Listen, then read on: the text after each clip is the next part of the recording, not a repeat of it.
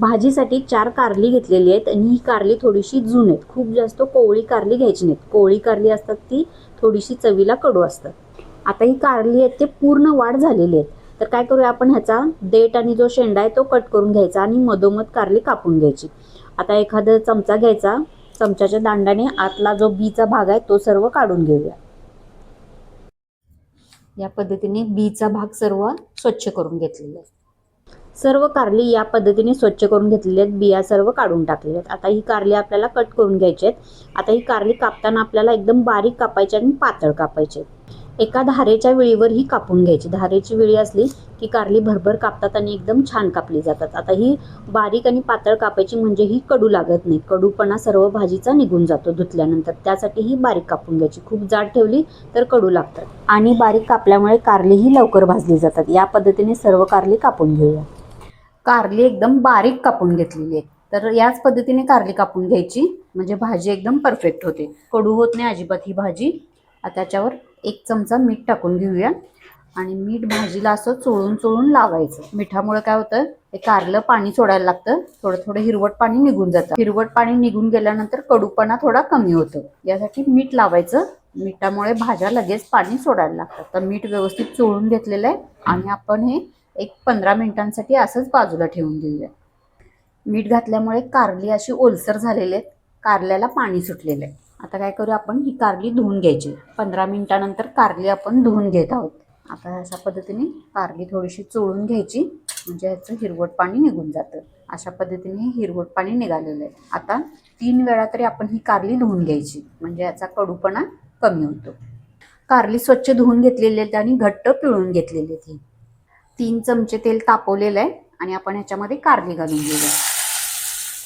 तेल थोडंसं जास्त घालायचं कारण आपण कारली शिजवताना पाणी अजिबात नाही घालायचं आहे. फक्त वाफेवर ही कारली शिजवायची. यासाठी तेलाचं प्रमाण अगदी थोडंसं जास्त ठेवायचं. कारली आपल्याला तेलावर व्यवस्थित भाजून घ्यायची. मध्यम गॅस ठेवलेला आहे आणि कारली भाजून घेऊया. आता कारली भाजण्यासाठी थोडासा वेळ लागतो. गॅस मोठा न करता मध्यम आचेवर कारली ब्राउनिश रंगावर भाजून घ्यायची. कारली भाजलेली आहे. निम्मी अर्धी कारली भाजलेली आहेत. अजून आपल्याला भाजायची कारली. कारल्याने रंग बदललेला आहे आणि कारली अशी आकसल्यासारखी झालेली आहे. आपण आता निम्मी कारली भाजल्यानंतर याच्यामध्ये कांदा टाकूया. आता जितकी कारली आहे तितकाच कांदा घेतलेला आहे मी. कांदा घालून घेऊया. कांदा या भाजीसाठी भरपूर घालायचा. आपण डाळ मसाले काही नाही वापरणार आहे, फक्त कांदा वापरणार आहे. यासाठी कांदा भरपूर घालायचा. आता कांदा जसा भाजत येईल तसं कांद्याला एक गोड चव येते आणि कारलं आपलं कडू आहे. त्याचं एक उत्तम कॉम्बिनेशन बनतं आणि भाजी एकदम छान लागते. कांद्याचा रंग बदलला पाहिजे, कांदा ब्राउनिश झाला पाहिजे. आता हे दोन्ही एकत्र भाजून घेऊया म्हणजे कारलं पण भाजेल आणि कांदा पण भाजेल. अजून आपल्याला एक 5 मिनिट कांदा हा भाजायचा. सुरुवातीला मी एक 3-4 मिनिट कारलं भाजून घेतलं. आता कांद्यासह पुन्हा एकदा भाजून घेऊया. आता हे भाजण्यासाठी थोडा वेळ लागतो पण कारलं जितकं भाजल तितकं त्याची चव वाढते. कांदा जसा भाजत जाईल तसं कांद्याला एक गोडसर चव येते आणि आपलं कारलं कडू आहे. कडू कारला आणि कांदा गोड याचं एक उत्तम कॉम्बिनेशन ह्या भाजीला बनतं आणि कारल्याचा कडूपणा कमी होतो. एकदम साधी सोपी भाजी आहे, पटकन होणारी. फक्त कारलं जितकं भाजायला वेळ लागेल तितकाच भाजीसाठी वेळ लागतो. बाकीचा आपल्याला मसाला वगैरे काहीच नाही करायचा, तरी एकदम स्वादिष्ट होतं. कारल्याने रंग बदललेला आहे. कांदा पण अगदी व्यवस्थित भाजलेला आहे. रंग बदलेपर्यंत सर्व व्यवस्थित भाजून घेतलेलं आहे.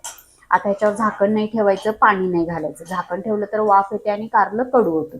पाणी घातलं तरी पण पुन्हा कारलं पाणी सोडायला लागतं आणि भाजी कडू होते. फक्त वाफेवर आपल्याला ही शिजवून घ्यायची आहे.